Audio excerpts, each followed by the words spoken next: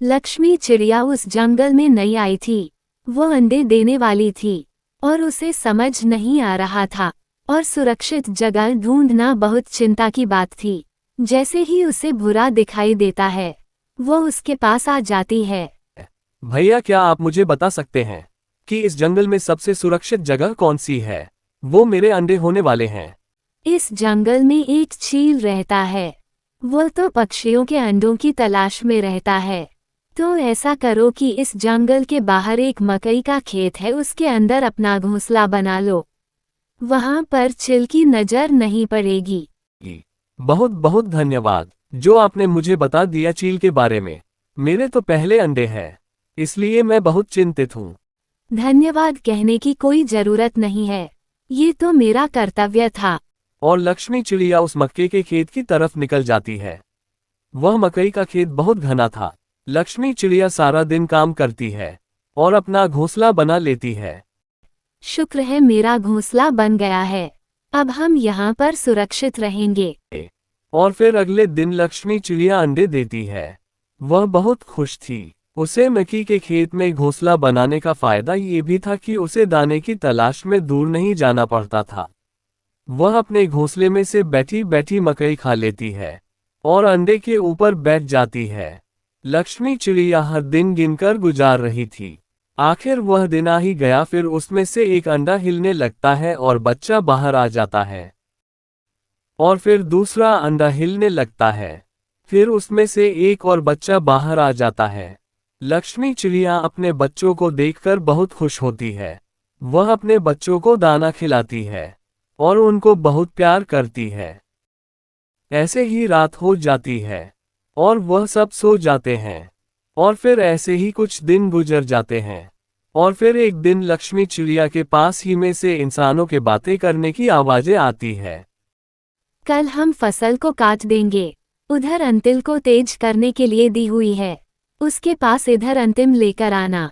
और फिर इंसान ऐसे बातें करके वहां से चले जाते हैं।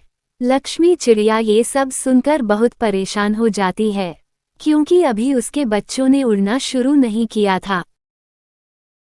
अब मैं क्या करूं? मेरे बच्चे अभी बहुत छोटे हैं।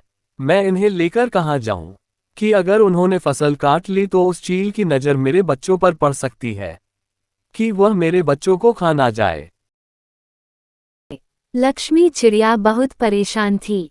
फिर वह कालू कौवा की तरफ आ जाती है। आओ चिड़िया, कैसी हो और तुम्हारे बच्चे कैसे हैं? मैं ठीक हूँ और मेरे बच्चे भी बिल्कुल ठीक है, लेकिन अब एक मुश्किल आ गई है। वह क्या है? और फिर लक्ष्मी चिड़िया कौवा को सारी बात बताती है।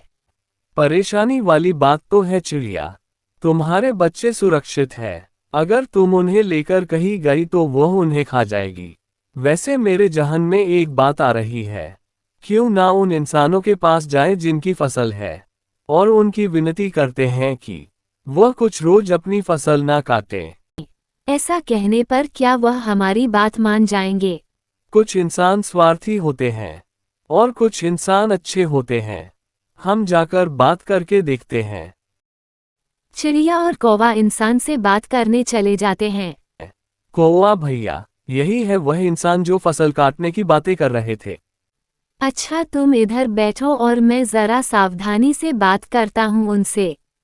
इंसान, मुझे तुम बहुत अच्छे इंसान लग रहे हो। क्या तुम मेरी एक बात मान सकते हो? क्या बात है? तुम कुछ रोज अपने मक्के की फसल ना काटो। वो असल में मेरे दोस्त चिड़िया के छोटे छोटे बच्चे हैं, जो आपके खेत में ही है। वो अभी बहुत छोटे हैं, वह ठीक से उड़ नहीं सकते। उन्हें ठीक से उड़ने में 2-3 दिन लग जाएंगे। जब तक वह नहीं उड़ पाते आप तब तक फसल ना काटें। कौवा, कहीं तू पागल तो नहीं हो गया? एक आम सी चिड़िया के बच्चों के लिए हम अपने मकई की फसल बर्बाद कर दे? बारिशें का क्या पता कब शुरू हो जाए। अगर बारिश शुरू हो गई तो हमारी तो तैयार फसल बर्बाद हो जाएगी। चलो भागो तो यहाँ से, वरना एक लगाऊंगा। और कौवा वहां से चला जाता है। क्या हुआ? वह इंसान मान गया? नहीं चिड़िया, वह इंसान है। मानो वह लालची था, उसे कोई परवाह नहीं है। हम पक्षियों की धमकियां दे रहे हैं। भैया इंसान बातें कर रहे थे कि रेती को तेज करने के लिए लोहार को दिए है। तुम लोहार के पास जाओ और उसकी मन्नत करो कि वह कुछ दिन किसान को उसकी रेती ना दे, और अगर उस किसान को उसकी रेती नहीं मिलेगी तो वह फसल नहीं काट पाएंगे। और दोनों लोहार की तरफ चले जाते हैं। लोहार भाई, आप मुझे बहुत अच्छे इंसान लग रहे हैं। क्या आप मेरी मदद कर सकते हैं? क्या हुआ चिड़िया, जल्दी बताओ। रेती तेज कर रहा हूँ, किसान आता ही होगा। आप रेती तेज ना करें, कुछ दिन रहने दे। उस किसान के खेत में मेरा घोंसला है और घोंसले में मेरे छोटे छोटे बच्चे हैं। अगर किसान अपनी फसल काट ले तो मेरे बच्चों को चील खा जाएगी। चिड़ियों, अपने बच्चों की तो तुम्हें फिक्र है। अगर मैंने किसान को रेती तेज करके ना दी तो किसान मुझे पैसे नहीं देगा, और मैं अपने बच्चों को भोजन कैसे खिलाऊंगा।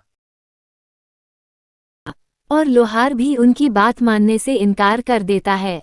दोनों वहां से नाराज होकर आ जाते हैं और दोनों एक पेड़ पर बैठ जाते हैं। खैर, उस लोहार पर तो हमारी आखिरी उम्मीद थी। अब हम क्या करेंगे? चिड़िया, मेरे जहन में एक बात आ रही है।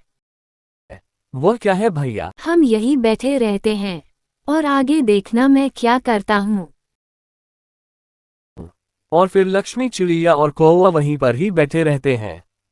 फिर किसान रेती लेने आ जाता है।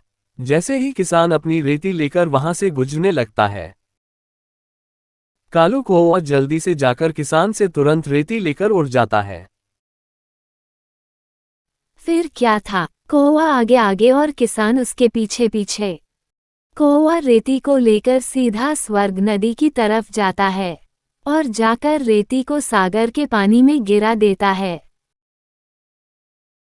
मतलबी इंसान, अब काटो जाकर फसल। किसान कौवे की चालाकी पर हैरान हो जाता है।